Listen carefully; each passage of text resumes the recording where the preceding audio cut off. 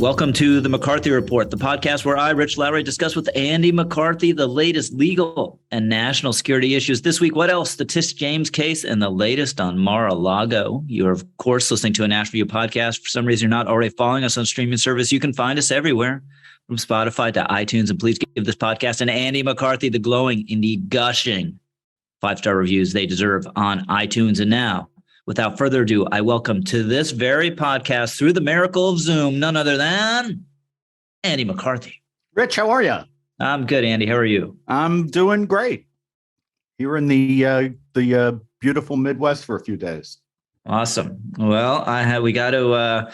There was a devoted listener who told me a while ago she always skips the first 2 minutes because she doesn't care about any of the baseball talk. But I got to do some baseball talk because we had this incredible night the other night where in the ninth inning Aaron Judge hits number 60 to tie Babe Ruth, and then the Yankees go on to win the game in a walk-off grand slam. But for me, that was kind of the pinnacle of the season. I don't think the postseason is going to end well for the Yankees, but just having that game happen makes it all worthwhile. And just seeing Judge, he's such a good guy. He's such a professional, consummate Yankee.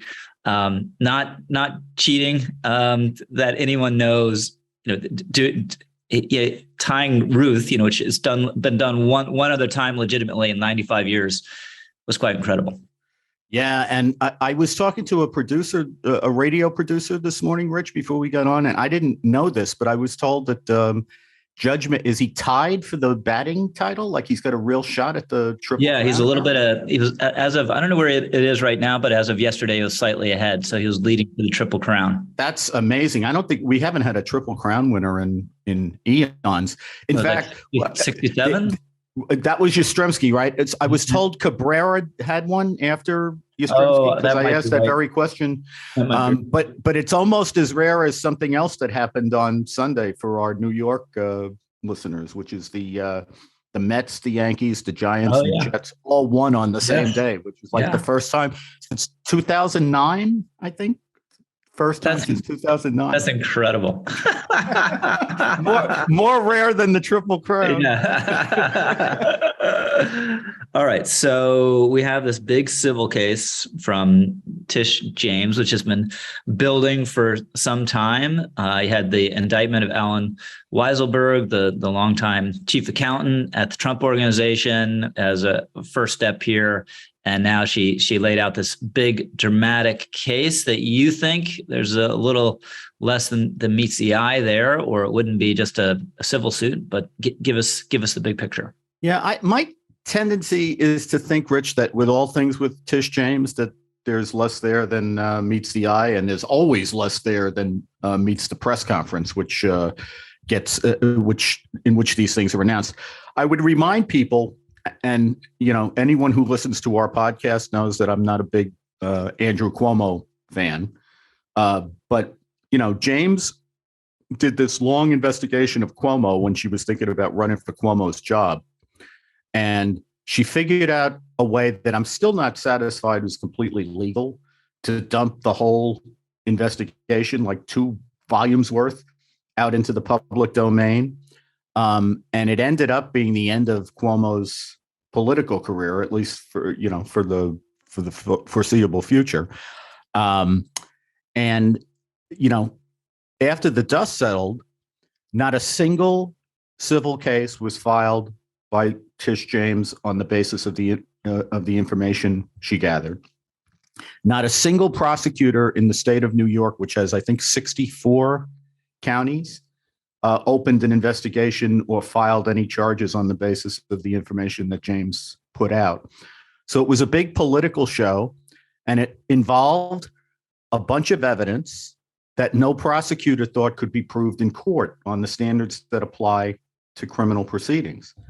Now flash ahead to the Trump case, which, by the way, she ran on bringing the Trump case, right? I mean, Trump was the major part of her campaign. And this is one of the very unsavory parts of the New York justice system. It's this way in a lot of states as well, and particularly one-party controlled cities. Unlike the federal system, where, say, Bill Barr or Merrick Garland to become attorney general, they get appointed. They have to get vetted by the Senate. It's usually a big deal in the Senate hearings about whether the attorney general candidate is the kind of person who will use prosecutorial power as a political weapon. That's deemed to be disqualifying in those hearings. At least, they nod in that direction. Whether they really mean it or not, you can debate. But it's a big deal that if you want to run the Department of Justice, you're going to keep political interference out of it. This big trope that they always do about how, your oath is to the Constitution, not the president, and all that kind of stuff. That's the federal system, and it's an appointment system. In New York State, all of the prosecutor jobs and the state attorney general job are political. They're all elected positions. Politics infects them. And unfortunately, in New York, it's no longer a desirable trait in people who are running for law enforcement offices that they will enforce the law without fear or favor and without bias. That, the progressives who run New York want their legal authority to be used as a political weapon. So rather than being disqualifying for Letitia James, that actually turned out to be a big asset in her campaign. So she ran on getting Trump, and now, she did everything she could to try to get Trump. And now I guess she figures she's got him. But I would just point out to people, this is the same investigation that started in the Southern District of New York. What was it now, 4 years ago? Mm-hmm. And the federal prosecutors didn't run with the case because they thought that you can't build a criminal case on Michael Cohen's credibility. And when they finally got access to all of Trump's financial records, which Cyrus Vance, when he was the district attorney of Manhattan, got access to by going to the Supreme Court twice, they ended up finding there was nothing in there that they felt like they could indict Trump on. So what Tish James has is the crumbs from their table, which she has weaved into a 220-page criminal complaint. Civil complaint. And that's a very important distinction. She's not under criminal due process rules. She doesn't have to prove anything beyond a reasonable doubt. But I also think, Rich, the most important thing here may be the thing that's least discussed, which is often the case. And that is, this case is going to take forever. She's going to be long gone by the time this works its way through the system. So just like the Cuomo thing, she did it. She has her big media splash. She put it out there. And now, she's gotten, it never gets better for her after today or after yesterday, because now, people start picking through what she has charged, which the prosecutors didn't think was strong enough to base a case on. But I don't think she's that worried about it, because I think that, it's going to take a long time. She's had her splash and now she goes on to the next thing. She won't even be around by the time this gets settled, if it ever does. So how often is that a prosecutor pursue something with a civil suit like this? It's often done, Rich, in financial cases, in federal proceedings. Like you frequently see when the Justice Department does a big securities fraud case, they usually work in conjunction with the SEC, and the SEC will file a civil suit at the same time that the Justice Department files the indictment. And they do that because for reasons, the SEC can throw their resources at a joint investigation, but they're not going to do it unless at the end of the rainbow, they get to bring their own charges. So that frequently happens. But, what I would stress is what happened here is the prosecutors looked and they decided there wasn't a case, and they didn't bring one. And James is basically running with the case that they wish they could have brought, but their evidence wasn't strong enough to bring criminal charges. And I think, Rich, probably the obvious point here is criminal trials are jury trials. Even though most cases don't go to trial, when you indict a case, you have to think about it as, how are we going to prove this to the jury? Every case works that way, even though, upwards of 90% of them don't go to trial. And what's the one thing that you want in a fraud case more than anything else? A victim. In fact, if you're talking about the kind of dollar figures that James is talking about in this case, you want lots of victims. You want Bernie Madoff kind kind of evidence where you have, sad sack after sad sack who lost his or her shirt by, lost their life savings, lost the kids' college tuition, that's what you want in a jury trial. And what's noticeably absent in the 200 pages, 220 pages of Tish James's complaint is a victim. I mean, Trump was dealing with sophisticated financial actors. He's a sophisticated financial actor.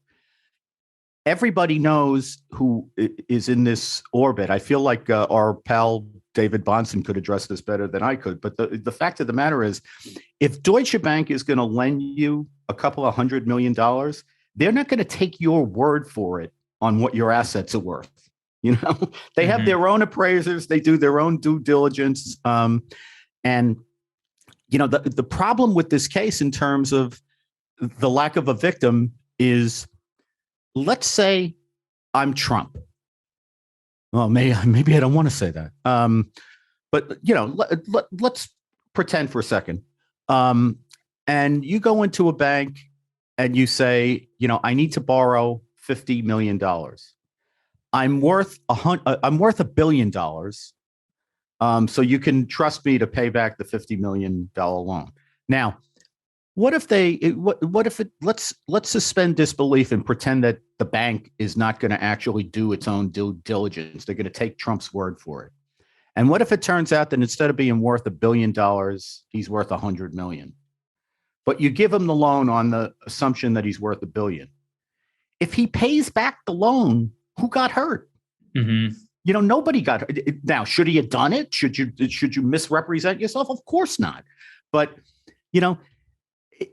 it kind of happens all the time in business. That, I mean, the reason they pay the accountants and the lawyers that they pay is because they want to minimize their tax liability, and they want to maximize their borrowing leverage and their insurance coverage. That's a skill. That's what you pay these guys, cajillions of dollars to carry out.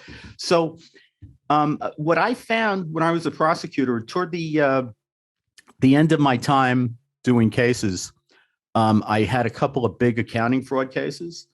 And what I found was, unlike ordinary crime, they're very, very hard cases to prove. Like in Tish James's complaint, there's all kinds of references to what's known as GAAP, which is generally accepted accounting principles.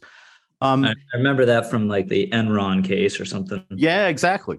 Well, the reason that those cases don't end well, like the reason that Andrew Weissman ends up getting to the Supreme Court and getting his case thrown out unanimously. The reason that happens in these financial cases, and they're so difficult, is GAAP is a very poor fit for the criminal law, because what we want in the criminal law are bright line rules where the average person absolutely knows what the law requires. So you can see how that applies to things like murder and theft and bank robbery and that kind of thing, right? When you're dealing with GAAP, what you instantly find is there's these cavernous areas where everything is about judgment. And there's a lot of abstruse calculations that have to be made. There's a lot that has to do with things that are intangible, but that add value to an enterprise. There's a lot of gauging the likelihood that everybody who owes you money is going to pay you money, the likelihood that all of the revenue streams that you're anticipating are going to come through. There's a lot of estimation that goes on. And what I found in these cases is when somebody misrepresents something and, there's a whopping gulf between what the truth is and what the person represented, that's a plausible case. But a lot of times there's not a whopping gulf. A lot of times, like, the answer is 200 and you say 35. And somebody might have looked at, someone who knows what they're doing might look at this stuff and say, gee, that was a pretty audacious estimate. And it's something that I wouldn't do as an appraiser or an accountant. And then you ask them, yeah, but is it a crime? Like, were they trying to? And they say, well, no, not really. It's possible if like things lined up the right way, maybe their projections would have been. It becomes it's very elusive compared to what you want in the criminal law, which are bright line rules where everybody knows what the difference is between right and wrong. And that's why these cases are so hard to do. Yeah. Obviously, it goes too far what Trump said when this came up years ago, which is the value is whatever's in my head, Right. whatever I think it is. Right. But it's not totally crazy on the other hand either. But you do have these, you went over a couple of these items in your piece about the James suit, but he says his Trump Tower residence was 3 times its real size to value it at $327 million. He said that the value of Mar-a-Lago is 10 times what Tish James's estimate is at $75 million, although that might be lowballing it. He claimed that these rent-controlled Trump Park Avenue apartments were unrestricted, thus making them more valuable. And then I don't entirely understand this one, but I think I do, but I'm not 100% sure, I should say. So he granted conservation easements on Trump properties whose values were inflated, and then he'd write off the exaggerated value of the easements as charitable deductions. So he'd say, look, the ducks can walk here, and this golf course is worth, $1 billion. So this little duck pathway I've given you is worth, $50 million, and that's a charitable deduction. That's basically what. Right. In other words, if the ducks, if Tiger Woods could walk there instead of the ducks, it would be worth more, right? So I'm giving the ducks a pathway, and then he writes off the pathway. And the thing is, they get them to inflate what the value of the overall property is, even with the easement, and then you write off the easement as a charitable deduction that you've given for the betterment of mankind and the planet. Can you still say mankind? I'm sorry about that. You can't on this podcast, damn it. Okay, you're right. That's right. So, and these were for tax purposes, or getting subsidies, or business advantage, or all the above. Yeah, basically there's 3 things, Rich, that she focuses on. One is tax advantage, and on that score, what I would point out to people is that there are many areas in the law where it's completely legal to have a different tax basis for an asset than what the real value is. Like, for example, if you sell a home, what your tax basis is for that sale depends on how you acquired the home in the first place. Like, did you buy it and then hold it for 20 years? In which case your tax basis is what you bought it for in the first place, and that's how they measure the profit. Or did you inherit it? In which case you get a brand new tax basis that wouldn't have been the tax basis that the person who originally had it. So there's all kinds of ways in which the law makes it legal to have a different tax value of something than the regular value. But a lot of what is done is to try to minimize tax liability, which everybody from Joe Biden on down does. But this is what I always feel like I have to say, I'm not like carrying a torch for Trump here, but it just bothers me that he's being singled out for this, when I think this kind of behavior is a lot more common than you would gather from listening to Tish James. And then the other 2 things, Rich, I would say is you're trying to maximize insurance coverage. So you want your assets to be of as inflated value as you can, because then if anything happens, your claim on them, you want to minimize your premiums, obviously, but you want to maximize what your protection is. And then in terms of your ability to leverage, your ability to borrow money, you want to maximize that as well. So what he did is what pretty much every business does, which is that, to the extent that they're dealing with what their leveraging is going to be and what their insurance coverage is going to be, they want to maximize the value of their assets. And to the extent they have tax liabilities, they want to minimize it. So the defense against all this stuff would just be to go in and say, well, actually, you just have the square footage wrong. You're not counting the closets the right way, or there's loft space in the apartment, or whatever, these nooks and crannies that you're not looking at in the formal floor plan. And actually Mar-a-Lago is, this incredible place. It's a club, it's seaside. It is worth, 10 times what you think. just sort of grind it out that way. Yeah, I think that's right.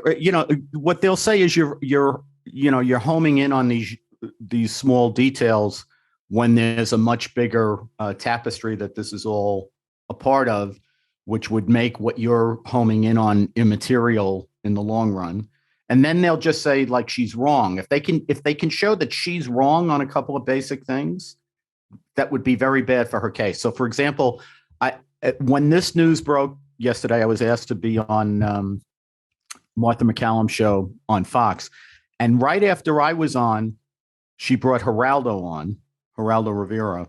Mm-hmm. And I hadn't heard this, so I haven't checked Geraldo on this. I don't know if he's right or not, but he said that, to the extent that Tish James says that Mar-a-Lago's worth $75 million, not, what did Trump say, $739 million, I think.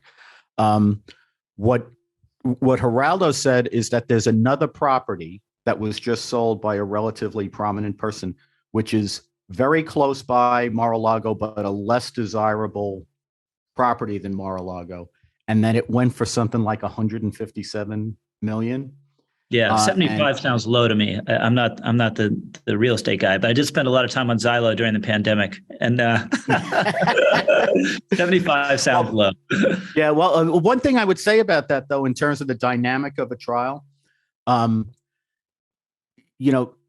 people who are accused can get a lot of rhythm and can get a lot of leeway from a jury. People who are the accusers can't. Mm-hmm. So if it turns out that Tish James is guilty of the same thing that she's accused Trump of, except she's exaggerating on the low end, then that's much worse for her than it would be for him exaggerating on the other end, because Mm-hmm. she's the one who has the burden of proof.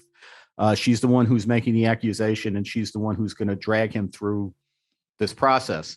So if it turns out that as people crawl through these 220 pages and now start like measuring how good her numbers are, if it turns out that she's got some whoppers in there, that's going to be really bad for her case. And this case is heard before a jury.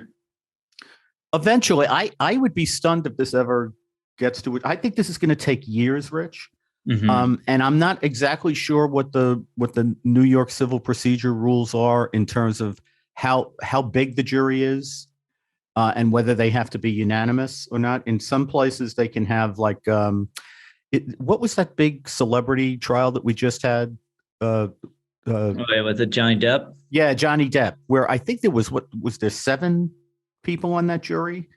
And I think it was unanimous, but I can't remember if it had to be. So like state by state, there's different rules.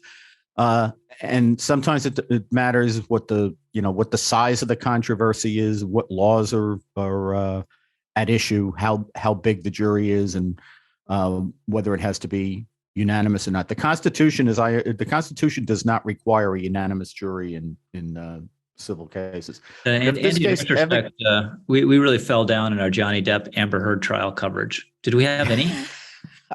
I don't think so. Supposed to be a legal podcast. Yeah, I know.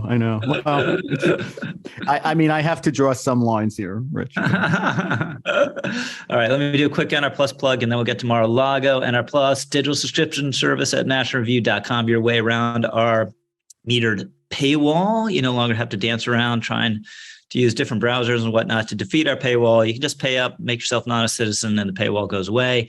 If you sign up and log in, the ads also go away. There'll still be a few, but not really the obnoxious ones that probably drive you crazy at the moment. And then you can dive deeper into our community if you want to. You can comment on articles and blog posts. You can be part of our private Facebook group. You can join us at various calls in events. We have a live in-person meetup coming up on the West Coast pretty soon here. If you're in the area and you're signed up for NR Plus, you'll get an exclusive invite to that. So it's a great deal all around. We have first-time rates for new subscribers pretty much any given moment. So if you haven't already, please check it out and join tens of thousands of your fellow National Review readers as an NR Plus member. So Andy, I'll happily use the royal we here since you were right about this one, but we predicted that this case might not go very well for Judge Cannon. Is that the right judge? Yeah, Aileen Cannon.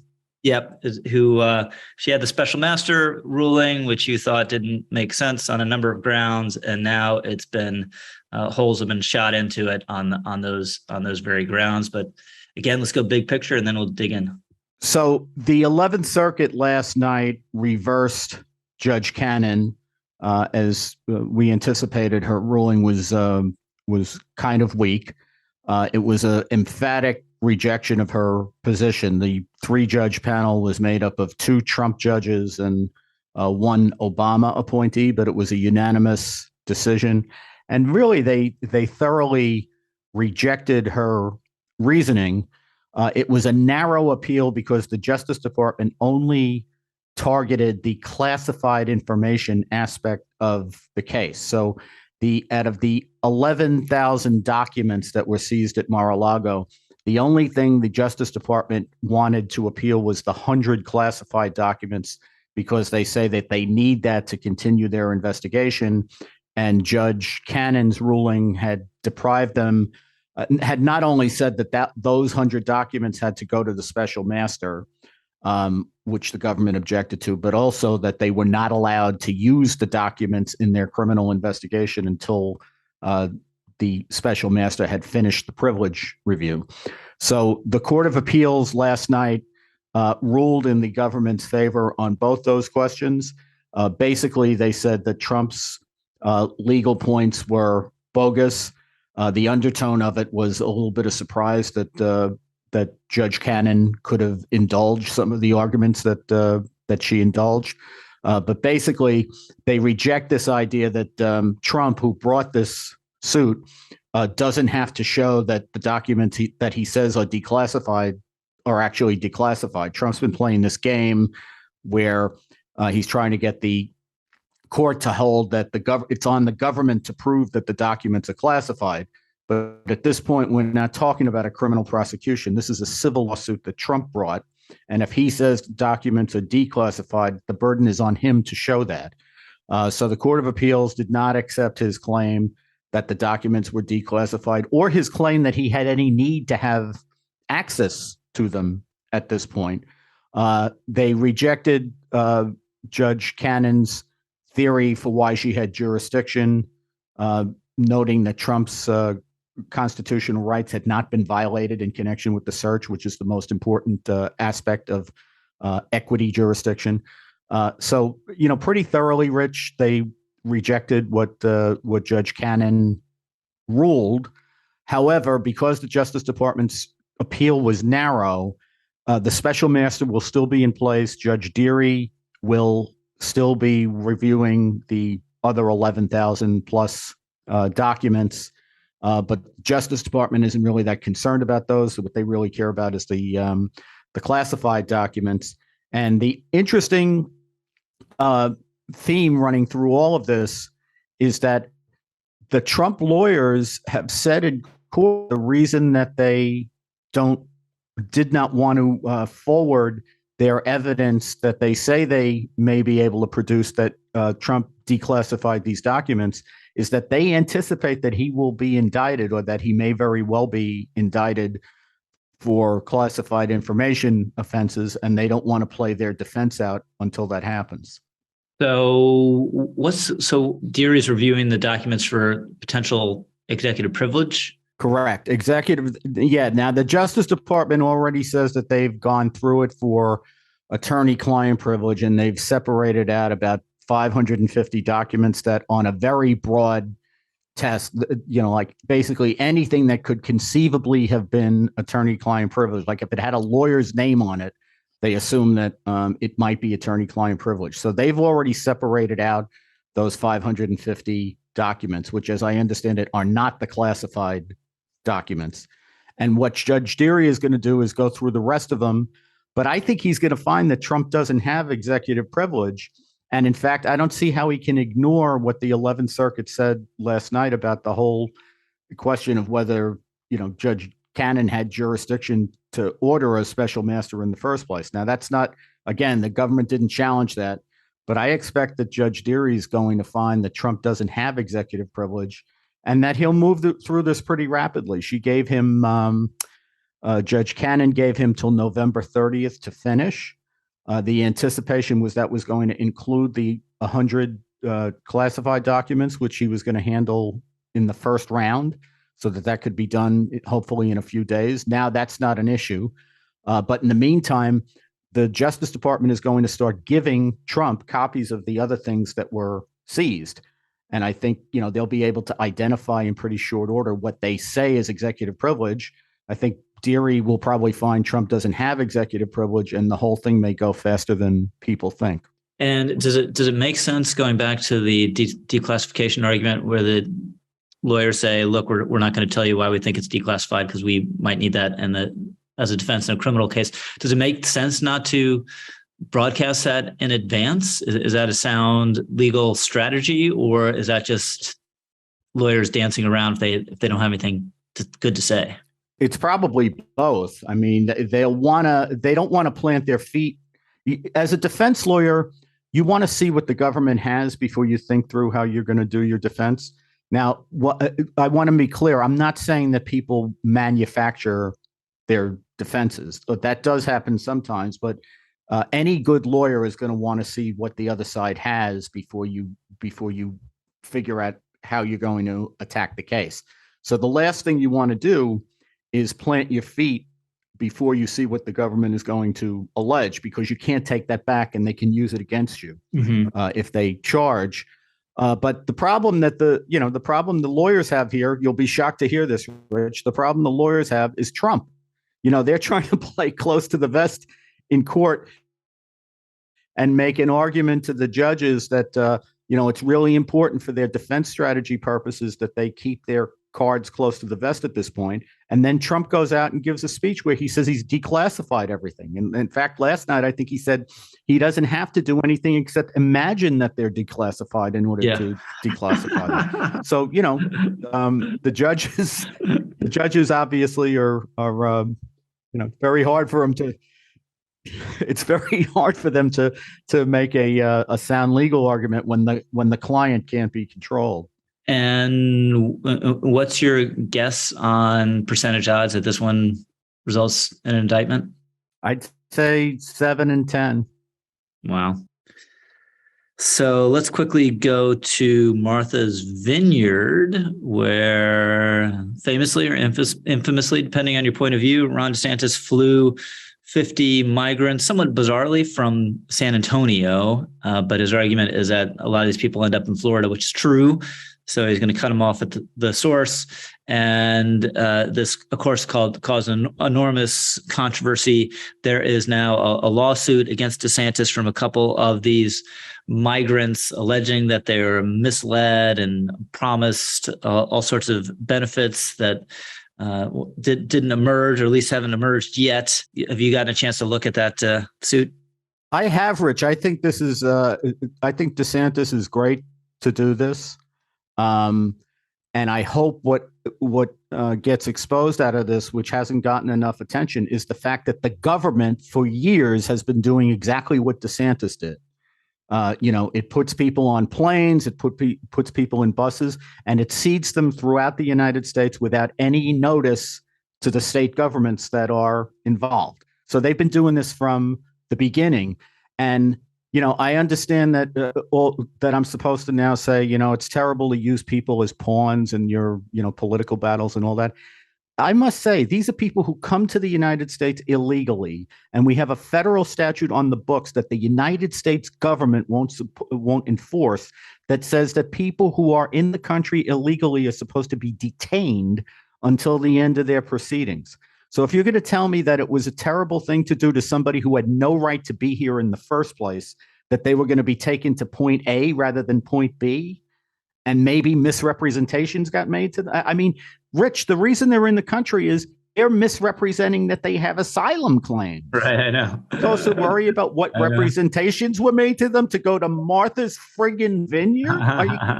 Yeah, I mean, the practical matter, as I've said, it's a matter of policy. I like the way Arizona's doing it. They make sure there's consent on part of the migrants. They want to go there. They put them on a bus and they say, hey, New York City, look, they're going to be there in 4 days or whatever. I just think that's the right way to do it. But there's nothing wrong with moving around, because you point out they're being moved around regardless. And we've had a policy that's relied on the illegal immigrants' choice. They're dumped off by DHS to these private pro-immigrant groups, and they ask them where they want to go, and then they broker them getting a bus ticket. And these migrants wanted to go somewhere near Boston, ended up somewhere near Boston, and have kind of hit the migrant lottery, right? I mean, these are 50 migrants who are going to be totally taken care of, and were sleeping on the streets, some of them, according to the Florida officials, before getting on this flight. And now they're going to be very well taken care of in Cape Cod or wherever. But they also, just as a legal matter, my understanding, they signed releases.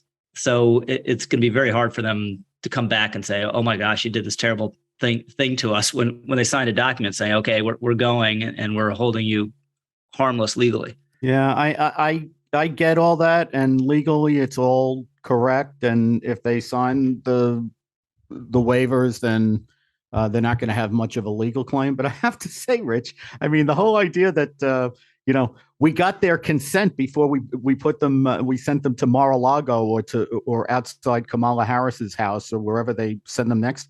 How come we don't have to give our consent to whether they come in the country in the first place? Absolutely. I mean, really? No, of course. I mean, it's like, I just feel like we're living in an alternative universe. And the problem with immigration enforcement has always been, and I've had this argument with people for years. The federal role in immigration enforcement is something that was basically derived by the courts. The operating assumption at the beginning of our republic was that the states themselves were going to deal with law and order issue, including who was trespassing in their territories. Now, they created a federal role for this, which inevitably the Supreme Court turned into not only a federal role, but federal control. Mm-hmm. And the problem with this has always been that the people who are living with the problem are in places like El Paso.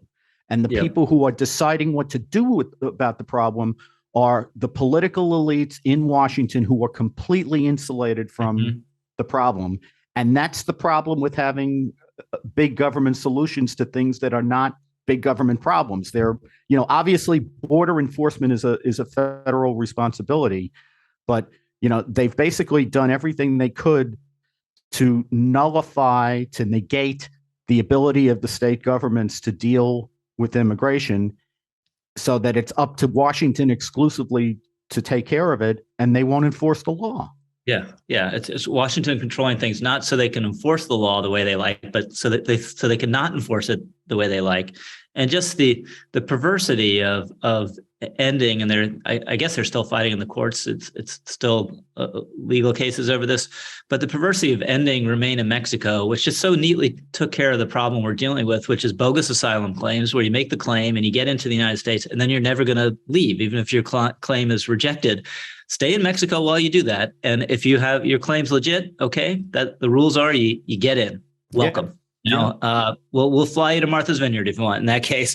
But otherwise, you just stay in Mexico and go home.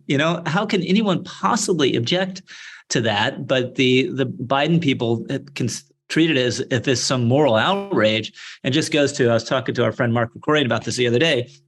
And he's skeptical of the argument. Oh, they're doing this because they want immigrants to vote for them eventually. I mean, he thinks that's part of it. I'm putting words in his mouth here, so Mark, if you hear this, forgive me.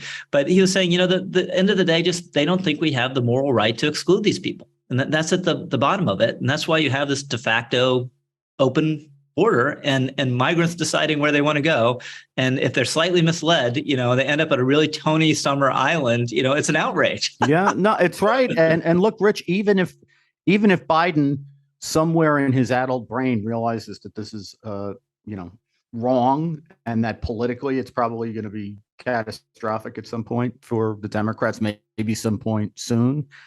I think what we've seen on issue after issue across the board is that if the progressive left wants something badly enough, he basically, it doesn't matter whether he thinks it's a good idea or not. He feels like he has to accommodate them.